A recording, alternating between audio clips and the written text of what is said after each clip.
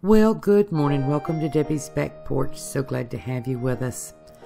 I've been getting a little bored with my low-carb options, so I decided to spice it up a little bit. I made some Spaetzle, and I made some chicken a la king. But here's the thing. I made it for 9 grams of carbs per plate. How did I do that? I'll show you. But first, let me remind you, if you like our videos, give us a thumbs up and subscribe to our channel. We have lots of videos on all kinds of food and gardening, not just on low carb, everything. Now let's get cooking. Now I'm going to put the ingredients and the carb count in the info section below, but I'll also tell you what I'm doing as I go along. I'm using CarbQuick, and this is the trick to the low-carb Spaetzle. And if you look on the back here, it's going to tell you it's kind of hard to figure sometimes. But you've got 2 net grams of carbs per 1/3 cup. So that's 6 net grams of carbs per cup. And I break that down then even to the tablespoons for the gravy. But this is pretty good stuff. It doesn't taste just like flour, but it is the closest alternative I have found. I like almond flour for some things, and I like coconut flour for some things. But the closest match to flour is the CarbQuick. So I've measured out 2 cups, and I whipped it up with a fork pretty well because it's very difficult to sift it, just like almond flour. It doesn't go through the sifter very easily. So you're going to fluff it up and mix the salt in. Now, CarbQuick doesn't work exactly like flour, and your results is not exactly like flour. So we try to make some adjustments as I go along. I'm beating up 2 eggs here. And some of this is trial and error. And when I see something that could be done differently for better results, I'll tell you as I go along. Because this is my first time trying this particular recipe with CarbQuick. I'm going to tell you, this is 3/4 cup of milk. I'm going to tell you, if you want some really good pancakes and you want to really restrict the carbs, I have a recipe. This is nutmeg, by the way, for CarbQuick pancakes that you've got to try. I'll put it in the link at the end of this video. They are yummy. Okay, so I'm just going to put a little nutmeg in here. So far we've got 2 cups of CarbQuick, a teaspoonful of salt, 3/4 cup of milk, and I'm going to put a little nutmeg in here. Now I always put a little nutmeg in Spaetzle. Not everybody does. I'm going to recommend you do with this if you have it, because CarbQuick does have a little I don't know how to explain it. It has a little sort of undertone, a little flavor that it's not quite like flour. And the nutmeg helps with that, I find. So let me get my little hand mixer here, and I'm going to beat this up. Now I'm just going to beat it up until everything is mixed together well. One of the things I've learned about cooking with CarbQuick is that it doesn't hydrate exactly like flour does. It will hydrate, but you just have to give it a little extra time. So I'm going to mix this up pretty well. It would be enough for flour, but then I'm going to let it sit and hydrate. And I find that step really improves the quality of your finished product. So just mixing here in real time, you'll see about how much time I'm taking. And while I'm doing that, let me share some of the lessons I've already learned about CarbQuick. There are recipes on the back of the bag. So far I have found that those are not the very best recipes. I'm not saying they're not good. See, I'm going to let you see the texture here. If you've never made Spaetzle and you don't know what I'm doing here, I need to have this a texture that will go through the little holes in the Spaetzle maker. and I think this is too thick. So I'm going to let it sit and rehydrate, just covered up, and then when I come back, I'll decide whether or not I need to add a little more liquid. Not going to refrigerate it or anything. This is a step that you don't normally have to do when using flour to make Spaetzle. I'll come back in about 10 minutes. So it's been about 10 minutes, and I'm sorry for the shadows. The sun has changed outside in my little dark kitchen. So it's still pretty thick. It is creamier, but it's pretty thick. So I have a decision to make. I could try to go ahead and make it like this, but I think I'm going to add some liquid. Now, later on, after I make the Spaetzle, I thought I might have been better off without adding the liquid. It turns out okay, but I might have had a firmer Spaetzle when I got back. But we're going to add a little bit more here just to make sure it'll go through the holes of my Spaetzle maker. Let me clean my spoon off there. And yes, that's a little plastic spoon. Yes, I save disposable spoons and wash them and reuse them for cooking. So let me just get out the mixer, and I'm going to add just in total about an ounce of milk. And you know, it's just, we're just eyeballing it here, and we're just trying them out. Back to talking about the recipes on the back. The ones I've tried to make, I had to adjust anyway. Their recipes tend to be a bit dry to my taste. So my suggestion is, when you buy the CarbQuick, try a couple of their recipes as written, and then check here and try a couple of mine as I have adjusted them. Especially the pancakes. The pancakes, oh, did I say I love their pancakes? Anyway, so I'm mixing this up. When I get it mixed up, as you do with all Spaetzle, you cover it and refrigerate it for 10-15 minutes, or just until you're ready to use it. One of the things about Spaetzle dough is you can make it ahead of time and then serve it hot. So I'm going to finish mixing this. Well, I'll just wait. I'll show you the texture I get at the end here. And if you've never seen a Spaetzle maker, they're really cheap. If you make it a lot, it's worthwhile, but you don't have to have one. You can use a colander, one with pretty big holes. You don't have to have a Spaetzle maker.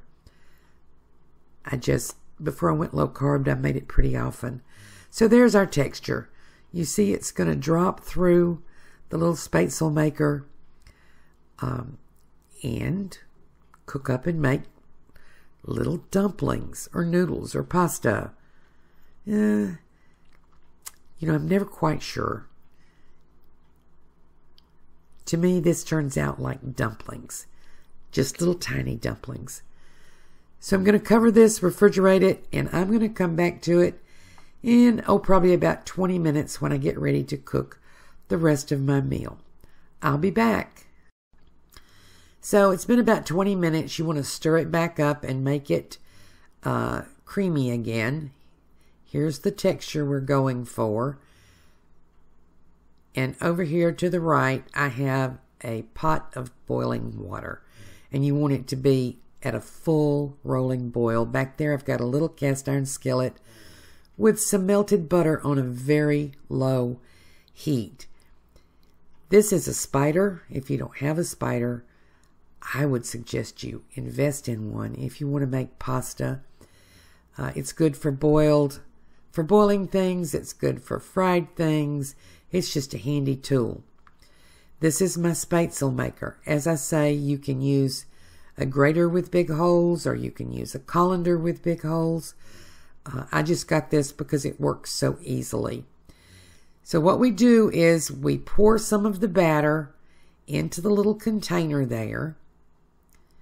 And you can see it starts to come out pretty quickly.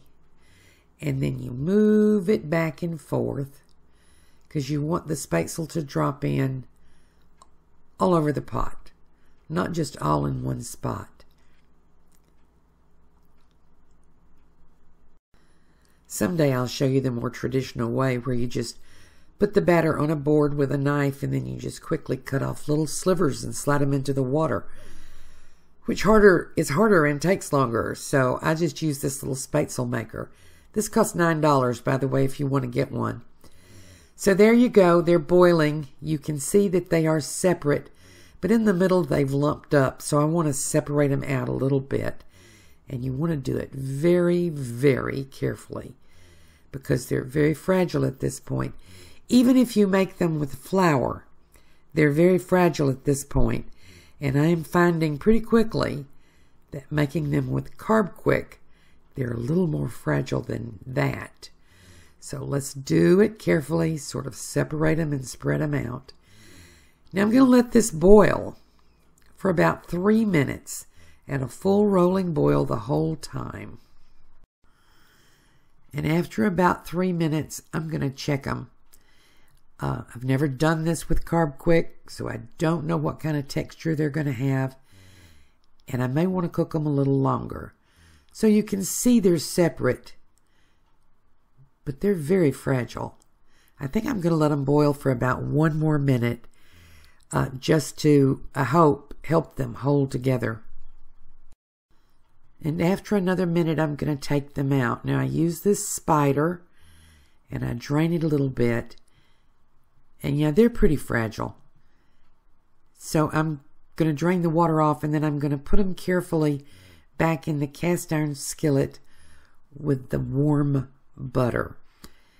And I'm going to let them sit in that warm butter. That'll help them firm up just a little bit. But I'm going to let them sit back there while I prepare the rest of my meal. And the rest of my meal is pretty quick.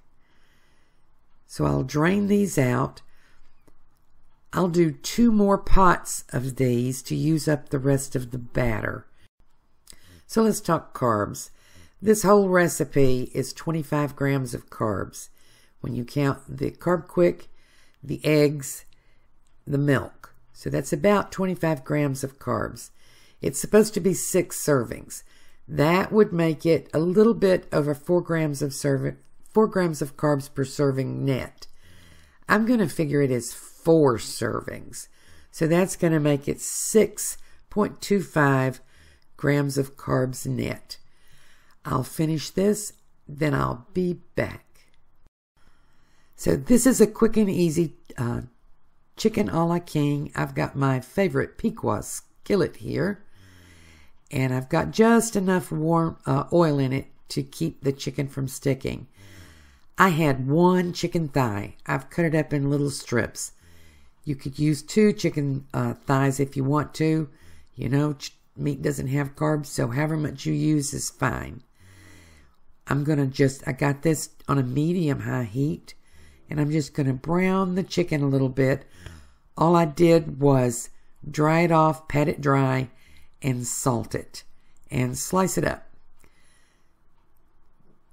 So I'm going to let that brown just a bit before I take the next step and add the next ingredients. So it's been 2 or 3 minutes and it's just starting to brown. It isn't fully brown yet. I'm going to turn it around and around a little bit, turn it over so that it gets a little browner on the other sides.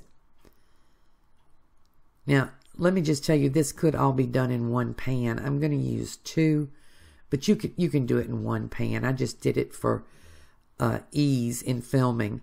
So I'm going to move all this over to the side, and I'm going to add my onions. This is about 2 tablespoons full of carrots, and then about a 1/4 cup, a little over a 1/4 cup. I just had half an onion of onions. So your onions there are going to be about 4 grams of carbs net, and your carrots are going to be less than 1. I added a little pat of butter, and I'm going to add just a little bit of salt. I've got them separate like this so that the liquid from the vegetables doesn't get into the chicken and cause it to stop browning. So you want to use a big enough pan. And I'll just let those continue to brown. I'm going to move my pan so that the heat is under the onions and carrots. And just stir those around, kind of help that butter melt and keep them from sticking and scorching. So I'm just going to let this simmer a little bit. Get a little browning on it, a little caramelization, not much. Already it's smelling wonderful. You know, I'll just tell you, well, I'm adding 2 tablespoons full of sweet peas, and that's another gram of carbs. This is something that I make for myself quite often. Most of the time I'm eating alone as of late, and I don't want to just always eat prepackaged stuff or just quick stuff. I want to cook myself a good meal, and I do this part of it without the gravy pretty often. So once I get the peas in, I'm just going to mix everything up together. Let those continue to simmer while I make the gravy. And I'm going to just take this pan and move it over to another eye and start with a fresh pan. You don't have to. You could just take that out and use the same pan. But just for ease of filming, I'm going to do this. This is 2 tablespoons full of melted butter, and this is 2 tablespoons of CarbQuick. Now, there's many different ways to make the gravy. I was going to use xanthan gum. I'll do that in a different video. I wasn't quite sure how that would work. And I know how the CarbQuick works. Except that I will tell you, you could use 3 tablespoons full for a thicker gravy. Another tablespoon would add less than half a gram of carbs. I've added a little salt to taste, and that's going to depend on whether or not you're using salted chicken broth. Stir it all up, and we'll taste again for salt. Stir it all up, and we're just going to let it start to brown, just as you would make a roux with flour. That's exactly what we're doing. And we're just going to let it get just a little bit of brown on it, because it's chicken gravy, so we don't want it to be too brown. See, we're getting some bubbling there and a little bit of browning. Now, I have measured out 1 cup of chicken broth. And it's reduced sodium, so as I said, I'll check again for salt to taste later. And you want this broth to be at room temperature or colder. You don't want to use hot broth. So stir, stir, stir. Just pour it in a little bit at a time and stir it and dissolve it. You shouldn't get any lumps at all. If you watch my videos, you've seen me make this sauce, this gravy, 100 times. So stir that in. Then we're just going to let this sit and simmer until it begins to thicken. Now, as I said, 3 tablespoons full would have been a little thicker gravy. But this is going to get nice and creamy. You could substitute 1/4 of the cup of broth for heavy cream if you want to make it even richer. I normally don't, but I have, and it's very good if you do. So now I'm going to move this over and combine my 2 pans of ingredients carefully. So there's my chicken and peas and carrots and onions. And I'm going to pour this gravy over it, stir it in, and let it finish its simmer time with them all together, just to meld those flavors. You know, already this is smelling really good. And I'm not bored, you know. Eating very low carb, you don't get hungry, but you can get so bored. And this is simmered for about 5 minutes. You can see it's nice and creamy. As I say, you can make it thicker if that's what you want to do. I'm going to plate up some of this nice Spaetzle and show you what we've got. And then I'm going to chow down because now I'm getting hungry. So let me show you the Spaetzle first. If you're familiar with Spaetzle, you'll know this is not quite the texture of Spaetzle. It isn't as separate, but I tasted it and it tastes yummy. And so I added our yummy chicken mixture over the top, our quick chicken a la king. And, you know, this looks really good, and the smell is wonderful. I can't wait to taste it. And, you know, I can make that Spaetzle a little drier and a little more separate. But this looks pretty good. And if you've been craving pasta or dumplings, this is going to be really good to you. So let me get a fork and go at this. And it's really, really hot. So I'm going to blow on it. See, it does stand up nicely on the fork. Not really separate. But oh my goodness, that is so tasty. And yes, I'm doing this voiceover, but I have to tell you, I just kind of broke out laughing when I took a bite of it, because it was so very good. Kind of a stick to your ribs feeling that you don't get from most low-carb foods. And if the Spaetzle looks a bit like mashed potatoes, I have to tell you, it tastes a bit like mashed potatoes. It tastes more like having mashed potatoes than the cauliflower mashed potatoes do. So I'm going to work on getting it more separate. But if I don't succeed, this is pretty darn good. I recommend it. And I do recommend CarbQuick. Takes a bit to learn to cook with it, but once you do, you'll be so happy. Thank you for joining us on Debbie's Back Porch.